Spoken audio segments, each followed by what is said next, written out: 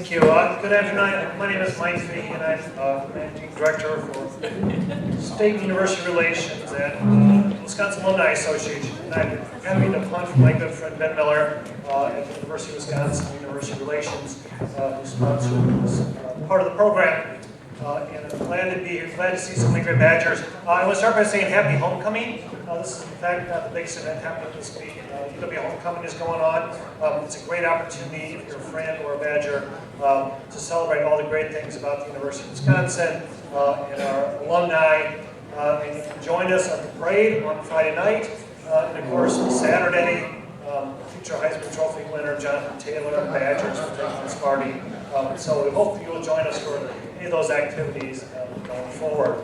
And again, it's so great to see so many people here, so many Badgers, and some of our faculty and friends. But I'm honored to introduce one of our most distinguished, well-liked, and well-respected faculty member. Probably doesn't need an introduction among this crowd because she's done great work and really some pioneering work about how to learn about what's going on in the opinions of the public, and we've been happy to be part of that effort. So please join me in welcoming Dr. Katherine Cramer. She's the former head of UW-Madison's Badger Poll, and of course she's best known for her book, The Politics of Resentment, and really again has been a leader in some of the new techniques about listening to the public and understanding public opinion. So please join me in welcoming Katherine Cramer.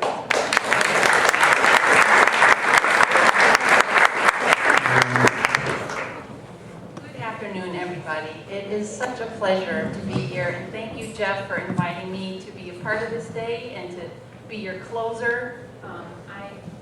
I have really enjoyed the panels and discussions today. I've learned a ton, and I realize I'm between you and reception, so I'm going to be super entertaining. Just kidding. We'll see. But I am here because of this book that I published called The Politics of Resentment. And I want to start by asking the question of why was that book so well received? And I think as I'm hearing many of the discussions today and reflecting on the wisdom that's being shared, a variety of things have come to mind. So what I'm going to do is give you a little sense of where I'm coming from. And I'm going to briefly describe what I talked about in that book because I don't expect that everyone has read it. And then I'll say a few things about what I think it means for the study of public opinion that book was so popular. And then I want to share with you some new, it's not really a public opinion strategy, but sort of a new project that I'm involved in with a group of people at MIT that will give us something to reflect on collectively. So this is where I'm coming from. I have always been fascinated with public opinion. I grew up in a household in Ozaukee County. Both my parents were public school teachers and leaned left, I should say. And Ozaukee County, as you probably know, is pretty Republican. And so I grew up in a role in which the people in my household were feeling one way politically, and my best friends were feeling quite another way. And so the fascinating thing for me has always been, why do people feel what they do about politics? And how are they interpreting the world? And how is it that two people can see the very same piece of information and come away with very different interpretation of it? So I often in the field of public opinion, there's this question of how can people vote against their interests? Or how can people be so stupid, let's be honest, right? And I have always found that question very dissatisfying. Instead, I like to ask, not what are people getting wrong, but how are they getting it? How are they understanding the world in such a way that's leading them to the preferences that they have, whether we're talking about vote choices, policy opinions, or what have you. And so the thing that I've always focused on is, how are people making sense of the world? How are people making sense of politics? And as Mike Podhorzer said in the last panel, that people are often making sense of politics with other people.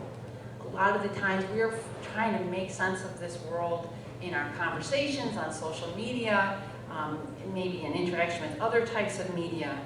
And over time, I have learned that the best way for me to study that thing of how people are making sense of the world is to listen to people talk. and to listen to them talk to people that are normally in their lives, people that they want to talk with. And that's the background for the Politics of Resentment book. So what I did, starting back in 2007, was to invite myself into conversations around the state with groups of people who normally hang out with one another. So I was inviting myself into gas stations and diners and places of worship and just walking in and saying, hi, I'm from the University of Wisconsin, I'm Kathy. I study public opinion, do you mind if I join you? And they would look at me like I was a little nuts, which I guess I had to be, and they would invite me in. And I listened for years and years. I went to about several dozen groups in 27 communities across the state, and I wasn't looking for it, but what I heard in the smaller communities really surprised me, and it was this sense of not getting one's fair share. So people in our rural communities and our smaller towns were often talking about not getting their fair share of attention from Madison, from people in Milwaukee, but basically people who were pushing the levers that affected their lives. They weren't getting their fair share in their minds of resources, so a lot of times they're talking about taxpayer dollars and saying all the money goes to Madison and Milwaukee and we just don't see our tax dollars in return. And finally, they were talking about not getting their fair share of respect, saying things like, all you all down in Madison, you think we're uneducated and unsophisticated, you have no clue what our lives are like in a community like this. And they were resentful about it. And I called it resentment because for me, it was sometimes anger, but more often just this sort of simmering emotion that had been there for decades, and in some respects probably building, that had many different layers to it. So it was resentment towards cities and city people, but elites, liberal elites, people of color, the Democratic Party sometimes. And so it was ripe for the taking by a political entrepreneur, right?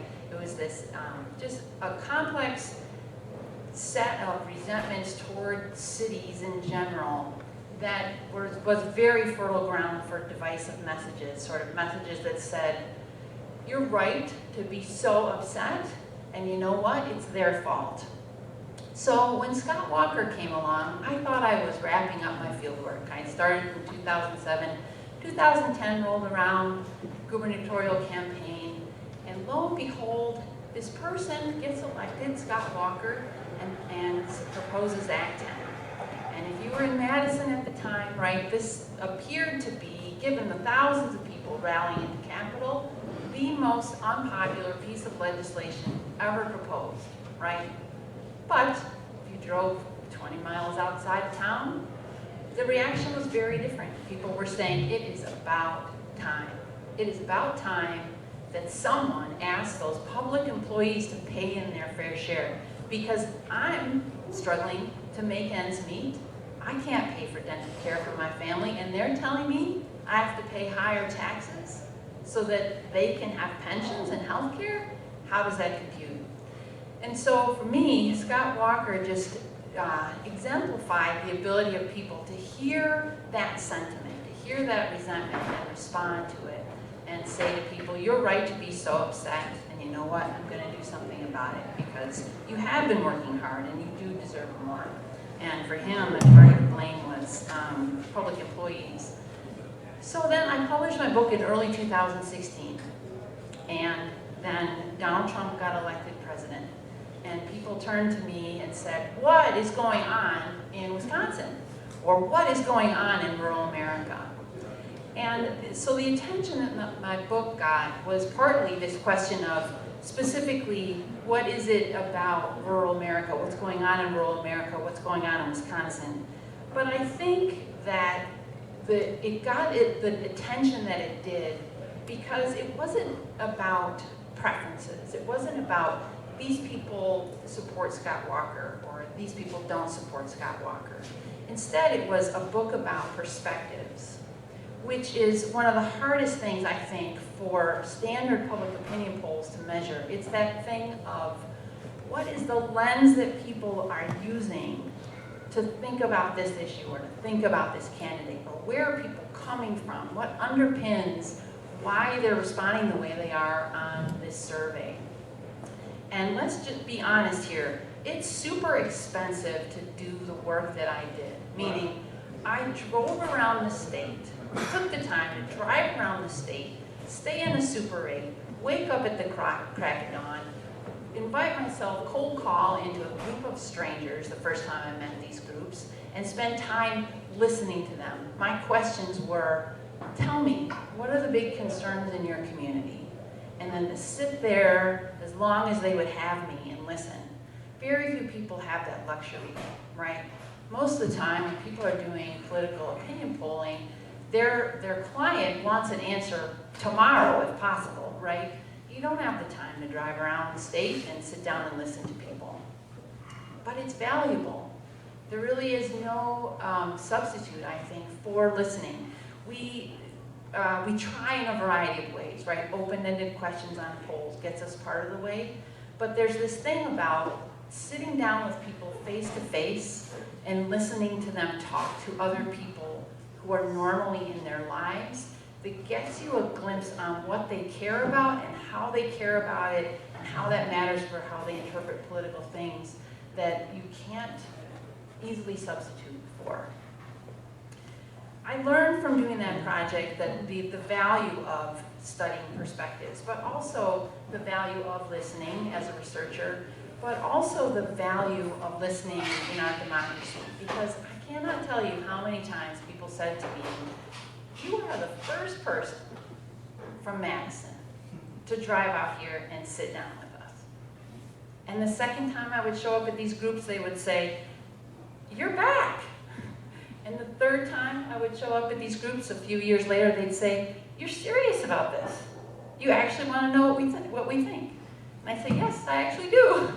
And so there's so many people, not just in rural Wisconsin, but across the United States, who feel not heard by our political leaders in general.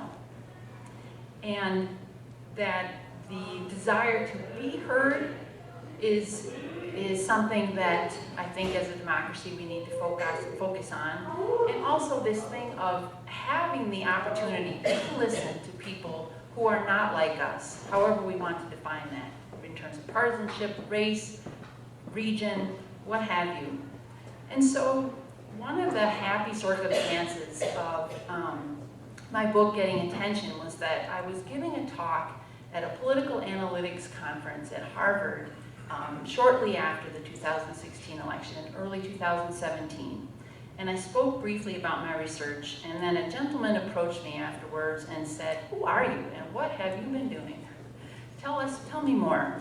And it turns out his name is Deb, his first name, his last name is Roy, and he's a computer scientist, computational linguistics, natural language processing person at MIT. And he said to me, after several conversations, it sounds like you and I have this shared concern with the nature of our discussion in this democracy, meaning our lack of ability to listen in on one another, our inability to hear what people unlike us are thinking, the nature of our communication environment in which it's typically divisive, not nuanced, it doesn't surface the voices of the underheard.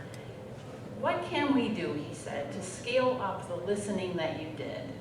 He said, how could we do more listening like you did on a nationwide scale? And I said, well, I guess you'd have to hire a bunch of slightly nutty people who are willing to get up at the crack of dawn and invite themselves into coffee clutches. And he said, you know, he didn't laugh at that very much. And he said, no, really, my lab has the capabilities to build stuff. I think there's a way we can use technology to do more of the listening that you did. So I want to explain this thing to you that we've created. It's basically merges what I think of as the best of in-person small group conversation with technology. We call it a Local Voices Network, or the Local Voices Network, and Deb is my collaborator, and his lab at MIT is the Laboratory for Social Machines. And he spun off a nonprofit from that lab called Cortico. And so Cortico is this nonprofit that is basically the network operator for the Laboratory of Social Machines. And the purpose of the Local Voices Network is we're not selling this data. We will never sell this data. And so it's not to be a public opinion polling firm, but instead is to foster public conversation, and I'll explain that in a moment, that it helps us understand one another. So foster public conversation within particular geographic communities and within the media.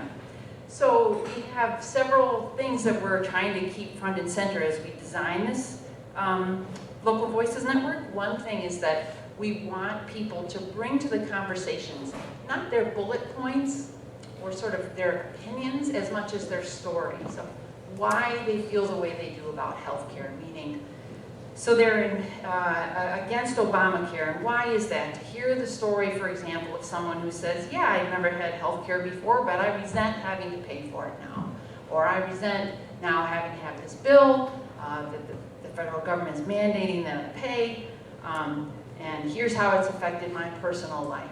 So we're trying to bring out the stories that people have about their various policy stances.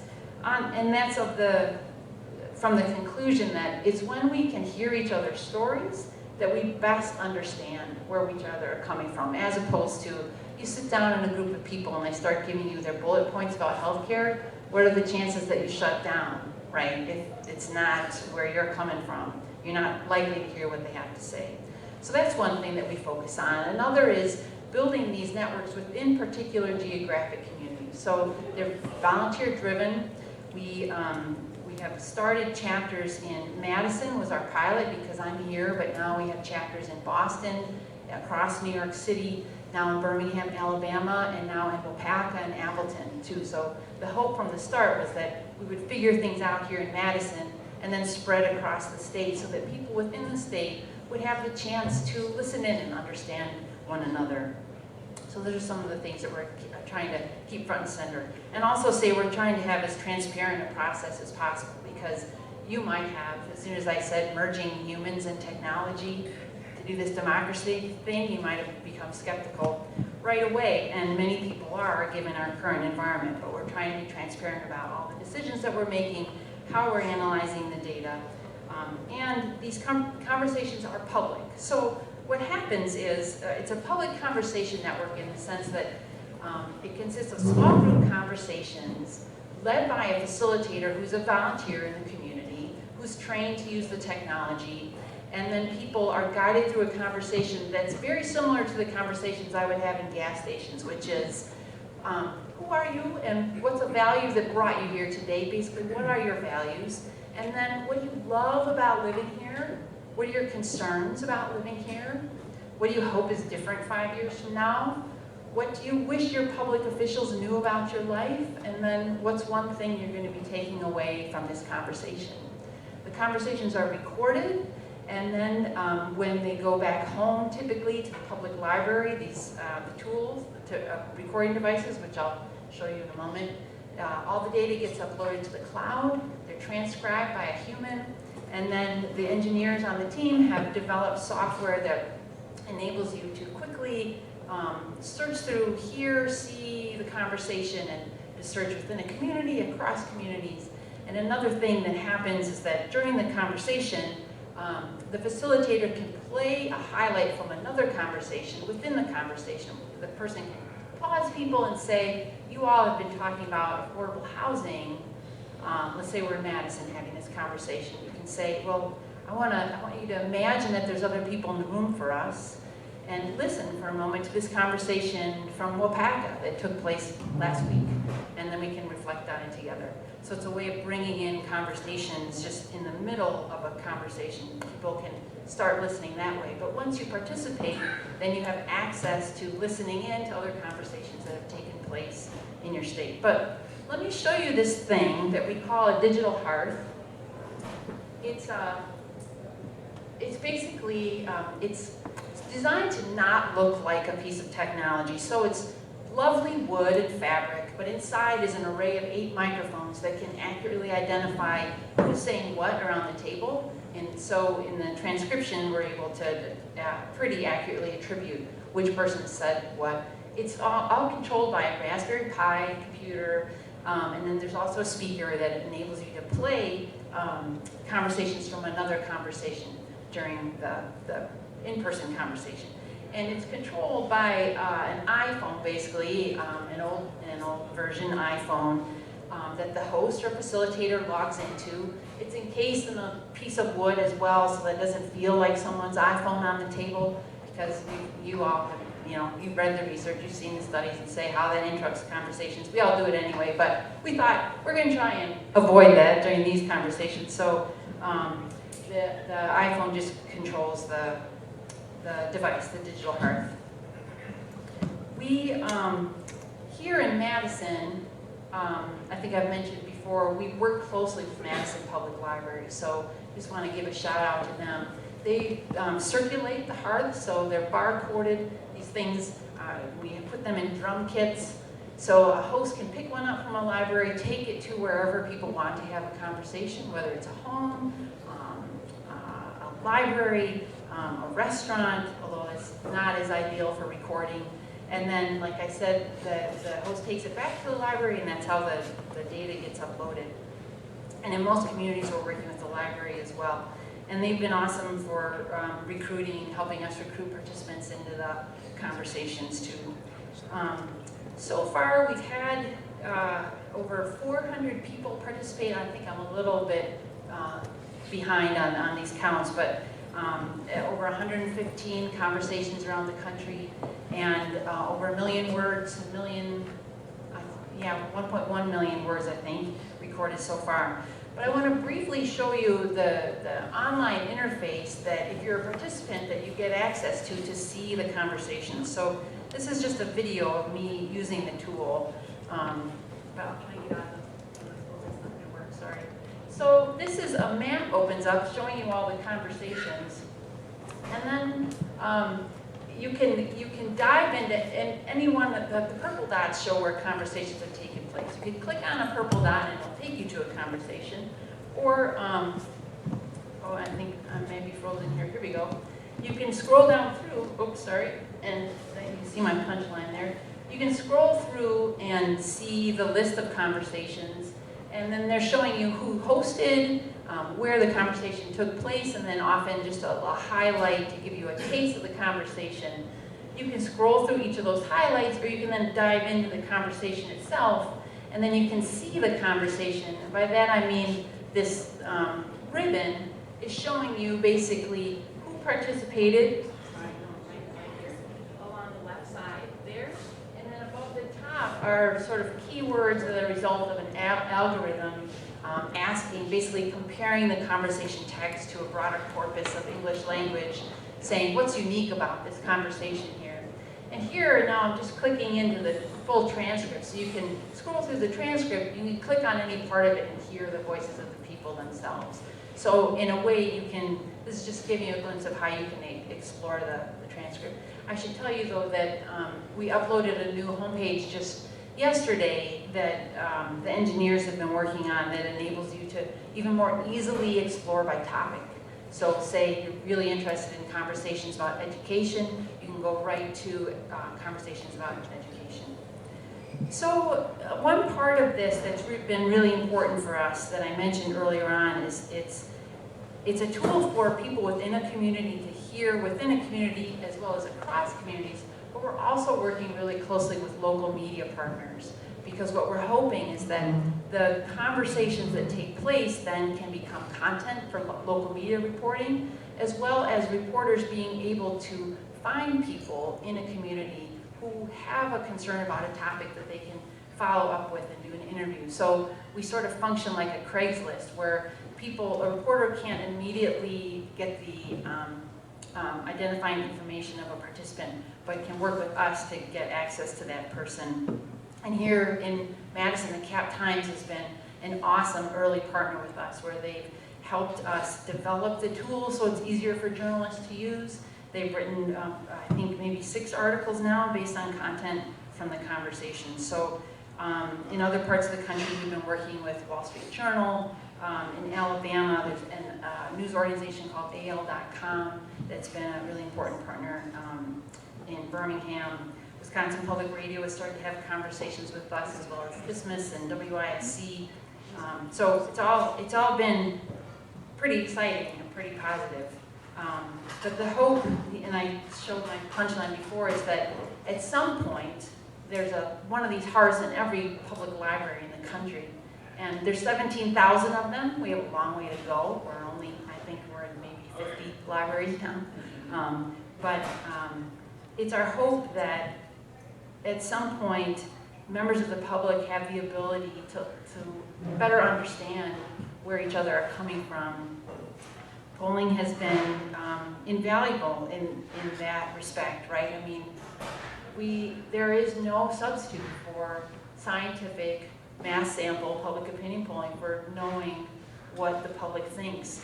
And we're hoping that the Local Voices Network can be a supplement to that for helping us understand where people are coming from. And I want to just close by saying one thing that's really surprised me in the content so far. So I think I neglected to say, we started in January, so it's less than a year old, and so we're still getting up and running, and most of my effort this year has been figuring out just the design, the technology, the infrastructure, but now I have, the joy of actually diving into these conversations and listen to what people have been talking about. And one thing that has really stuck out to me is that when you ask the question of, what are you concerned about? And what do you love about your community? Just how little Donald Trump comes up, for example.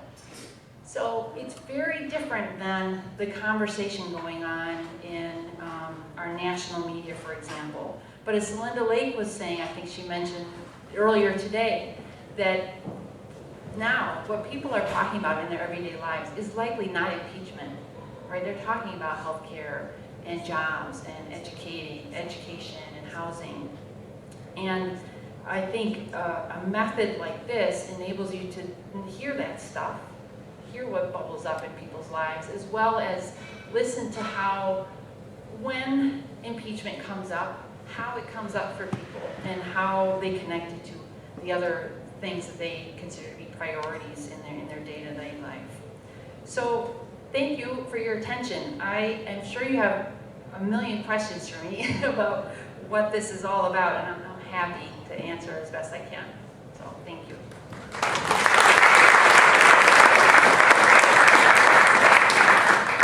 So I'll just ask the first question. It sounds almost like a very informal focus group. Yeah, I guess so, but for me the distinction with focus groups is that typically these folks know one another and they're not paid.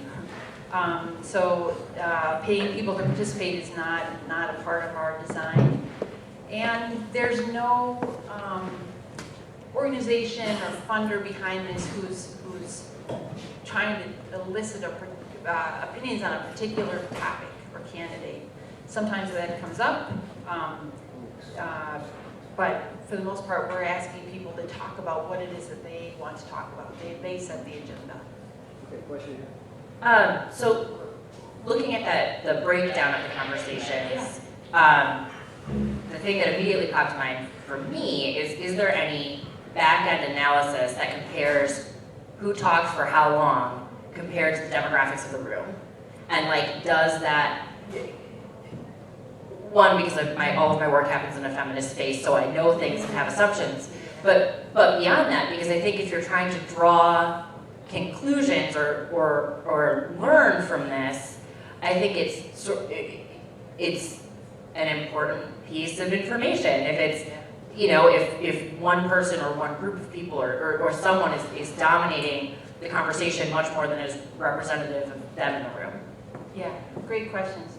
So we do have a variety of metrics that are kind of just automatic now that are like the nature of turn taking, the length of statements, just how balanced the participation was across the participants.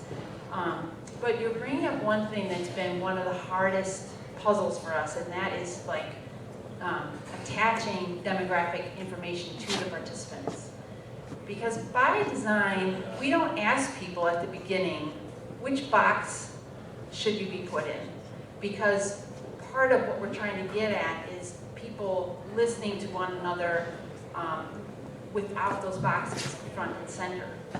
So we're exploring different ways of how do we, for me, for example, as a social scientist, I understand that thing of humans not wanting to be put into a box, of not wanting to be typecast as, oh, this is the 50-something black professional woman box, right? And enable people to instead just be fully who they are and not necessarily be of a certain category. But as a social scientist, I want to know the category, right? It's helpful for me to say, okay, how are women participating in this group and how are men participating in these groups? So what we're doing now is having people at the end of the conversation say, knowing that what you know now about how these conversations go, and knowing that there's a possibility that part of your conversation is going to be imported into another conversation down the line. How should you be introduced? How do you want to be explained to other people? And it's not the same as checking here for gender, checking here for race, checking here for income, but it's one of the things we're trying to be able to attach some demographic information to what people are saying. So that's a very long way of saying, I don't have an answer to your question, you know? Because I can tell you, based on their voices, who the women were in the room and who the men were, but I'm not really sure, for example, if all the women would identify as women, right, so forth. So, but the health of the conversation itself is something that we analyze with respect to each conversation, and then we've been adjusting there's a facilitation guide that comes along with it, people use to guide people through the conversation, so we try to tweak it to try to get the conversations to be as robust as possible in terms of equal participation. Great question. Thank you. So I have, Ashley, okay. Go ahead, while I go back there, I have this other question. How do you synthesize, the information or do you have to search by topic? Could you produce a report that was, say, usable by a campaign? Well, I wouldn't, because let me put it a different way. You don't want it then to be so consumable, I guess, or so easily consumable. No, Okay. we don't want it to be a partisan tool. But anyone can participate in a conversation, and when they participate, they get access to the conversation. So beware, somebody's going to try to use you, right? yeah. Yeah. No, well, and I'll say that one of the reasons it's been a big part of our year is playing out different scenarios of how the data could be abused and manipulated. Not that partisans automatically manipulate, that's not what I mean to say, but you can imagine how there's just certain That's okay, dangers. most people believe that anyway. Yeah. Okay, Ashley. This is so super interesting, and I'm just fascinated to learn more. What are they saying about healthcare? Well, it depends, right? So it comes up all the time. It's probably like, so that's nice and reassuring. I would say just about every conversation, there's been some mention of healthcare, and it's usually not stances on federal policy, but instead, this is like, oh my gosh, this struggle, and I wish it were, and then it's the way it rolls into other topics. So, right, like, I wish there were better public transportation so I could get to my appointments, or get my mom, or, you know, that type of thing. Many shapes comes up all the time. But Kaiser Family Foundation would be a safe interpreter of your data. Yes, and you know, I didn't answer your other question before, Jeff. Like, how can you make sense of the data, right? Well, I can search by topic, but it's sort of like you need somebody. There's work to do. You Yes. need somebody to maybe Yes. order it for you. You know? Yes, and that's where those capabilities are ongoing as we get feedback from community members, journalists, public officials, just what we need to do to make it more consumable. Yeah. Yeah. No, it's cool, but I would hate to have the hearth at my house on some days. Anyway, so I want to thank Dr. Cramer, and I want to thank all of our sponsors, especially Outrider and Cap Times, and University of Wisconsin-Madison, WMC, Capital Consultants, and the Wisconsin Medical Society. It's been a fun day. I welcome feedback on this. We'll try to do more interesting things, and Dr. Cramer, I hope we can have you back sometime for a more intense conversation about the update on the project, okay? Great, thanks So- so much. Thank you. Thanks, everybody.